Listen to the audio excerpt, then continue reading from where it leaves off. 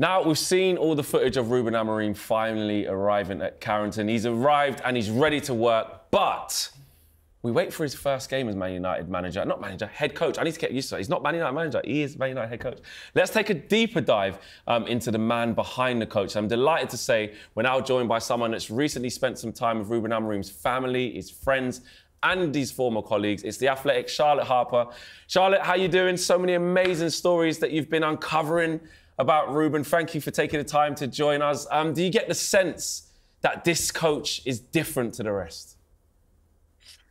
Hi, Flex. It's his charisma, it's his smile. It's very easy to say, but when you interact with him just from a media perspective, it's fresh and it is different, especially in contrast to Erik ten Hag. I think you can always get a bit carried away, and they say it's the hope that kills you. But from the impression that I've had, speaking to his family, speaking to his friends, even in his recent and quite short experience as a coach, they feel he is different and can offer, a fresh look, something it's hard to express, they said, something that is going to provide Manchester United, hopefully, with a clean page and a new perspective. In terms of as you was leaving Lisbon, what was the standout insight that you took that's like at the front of your head where you're like, I just can't believe that, or I think that was so amazing about this guy? What was a standout bit of insight that you've got about Ruben upon leaving?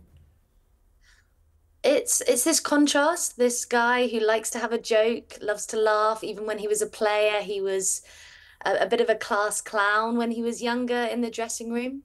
I spoke to Bruno Simeo, his best friend, and he was describing him imitating his coach as an 8-year-old, had his trousers up to his belly button and impersonated his coach, and went to the parents and said, look, how funny I am. Even speaking to Claudia Lopez, a broadcaster, one time Bruno Fernandes tried to get into a tennis tournament but only had denim shorts on and was denied entry because he didn't adhere to the dress code. Thankfully, he got a pair of trousers and was able to attend. He was sporting captain at that time. But then a couple of days later, when Ruben Amorim had a brief stint as a broadcaster, all the pundits wore shorts as a little kind of nod to Bruno Fernandes's blunder.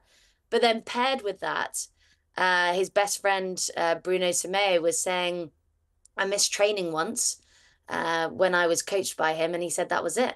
You're out of the team. You're gone. Wow. So this kind of ruthless nature, very strict with the players, very honest with his communication. So how he couples that jokey, jovial, light personality, but when a job needs to be done, business is business. What we know about the Manchester United job is that it's the most scrutinised role in the Premier League. It's one of the most scrutinised roles in Europe. I know that he was a bit of a media darling over in Portugal. How can he translate that into an English press conference? Firstly, he speaks very good English. I think that's an obvious thing to say, but really helps with the media, who are a vehicle of communication to the fans. And his personality in press conferences, even throughout that whole drama from that week, he said, quite relieved for this soap opera to end. So he has a lightness, and even in his last press conference on Sunday, there was a mutual respect between journalists and the coach himself. And I think he will continue to be that. Everyone who spoke to me, he said he's not going to change. He is who he is, and he's very grounded in his values. My question was, but can he cope with the pressure? And they said, he's had pressure as a player, as playing for Portugal, playing for Benfica, managing Sporting. There's the expectation to win. But Manchester United is a different level. That's kind of, within Portugal, that pressure. But this is global at United. And, we'll have to wait and see. Only time will tell.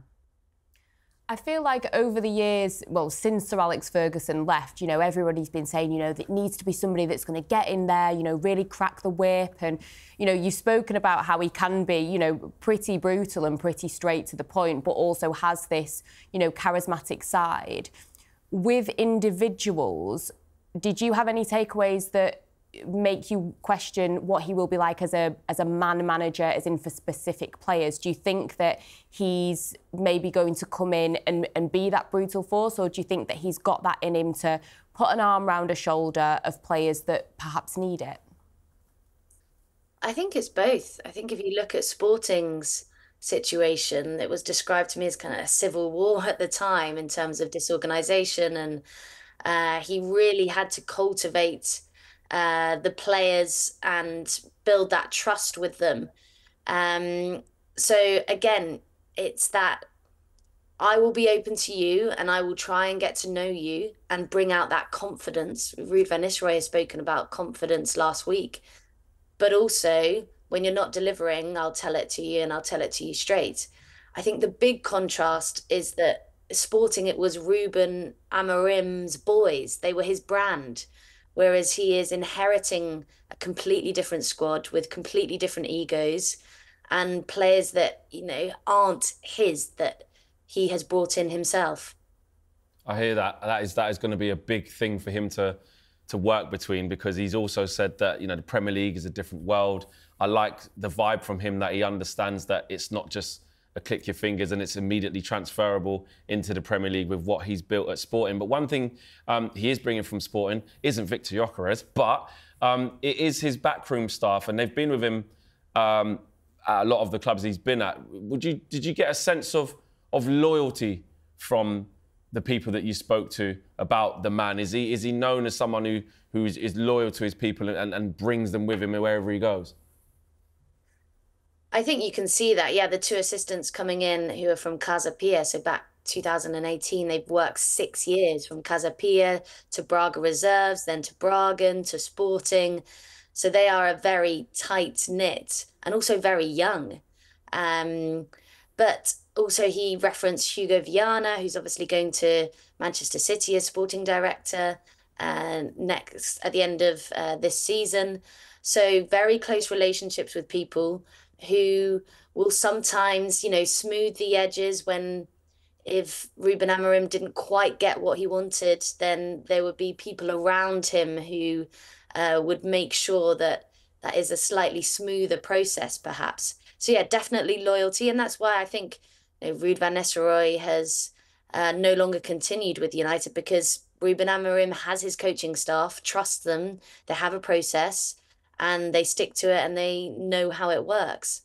And another thing, Charlotte, I wanted to ask you, this story about Ruben Amorim paying rent for one of the players at Casa Pia who couldn't afford to do it, and rumour has it, or the story has it, as you say, he still pays the rent now. Can you talk to us a little bit more about that story and the origins of that story?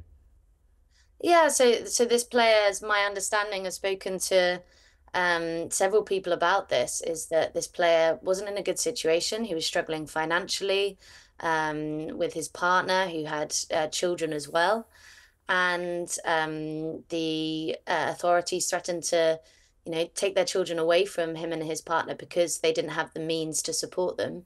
And Ruben Amorim pays his rent and still does to this day. And I think that's a gesture that probably summarises the man himself. The sporting director, or the former sporting director at Casa Pia as well, helped out. But that was part of Ruben Amorim creating this culture of a family. And yes, it was third tier, but Ruben Amorim came in and said, my players need to have these conditions. They need ice bars for recovery, and pushed the president to make sure that that was provided. They would have kind of barbecues or dinners paid for sometimes by Ruben Amorim, not because he wanted to kind of show off or anything like that, but just to try and create a bond, a unity beyond the pitch. What type of guy is he away from the pitch? Is he someone who's going to embrace the community? I think Erik ten Hag did that, in fairness. You saw regularly him cycling around his village on the outskirts of Manchester with his wife. You compare that to Jose Mourinho, who infamously stayed in a hotel during his tenure. What's Amorim going to do in terms of his personal setup? I did ask about this in terms of hobbies or how do managers switch off, and they said he lives and breathes football. I think his family is very important to him. He has two young sons, and that quality time is very precious, especially because he won't have a lot of time. But I think he's very grounded, and if there are community, you know, opportunities, then I wouldn't be surprised if he lent into those. But he's also there was a lot of comparison with Jose Mourinho and the special one, and Claudia Lopez, a broadcaster in Portugal who knew him back when he was a player, said like he's just quite a normal person who would sit and have a coffee just like you and me. Um, but I imagine he's got a long list at Manchester United on that huge project. So time is a precious commodity for Ruben Amorim, and if he does have any, he will be spending it with his family. Erik ten Hag was criticised, well, he was criticised for a lot of things, but the whole, not having a defined style of play. Did you learn anything from your time out there as to what kind of football Manchester United fans can expect? Well, there's been huge amount of talk about the back three, right? Bet you're sick of hearing it. Yeah, it's just kind of the Ruben Amorim way. But he's played that throughout his coaching career. Even at Casa Pia, he lost his first two games, won the third, but then went to the sporting director and said, right, I'm changing to a back three. And for that time, it was quite innovative, quite fresh. And from then on, they went for an unbeaten run. But the fact that he's played that throughout his coaching career is a noticeable fact, but also how is that going to adapt to the Premier League, and is his in-game tactical changes going to be able to reach that level of the Premier League as well? I think, possession-based, wants to play dynamic football, high press, quick turnovers, and when you've got someone like Gyökeres banging in those goals, then that helps a lot. It does. It definitely does. He has said in January anyway, he won't be going back for him. We keep our fingers crossed for the summer. I've just taken in everything you've been saying, Charlotte, about the man that is Ruben Amorim. Is it right that he's actually head coach at Man United? He sounds like so much more than just a coach. Have Man United got this right in your opinion of pivoting away from manager to head coach? Because from what you're saying, he's so much more than just a football coach.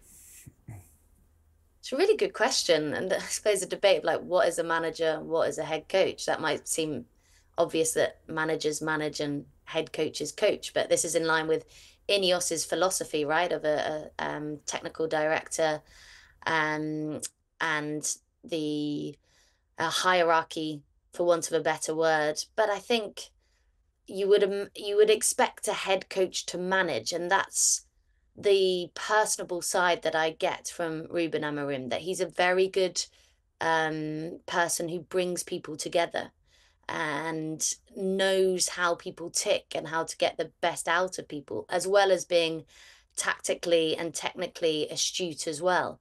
So even though his title is head coach, I would still expect him to do a lot of managing.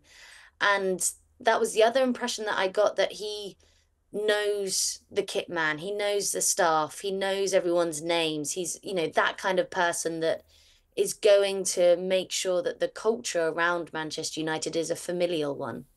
Charlotte, thank you so much for taking the time out to speak with us. It's been really, really insightful, and thank you for bringing that insight from Lisbon. Will you be, before you go, will you be doing the same thing in Manchester? Will you be following him around on bikes, seeing if he's going to certain restaurants, see if he's going down the bowling alley, or see what's going on?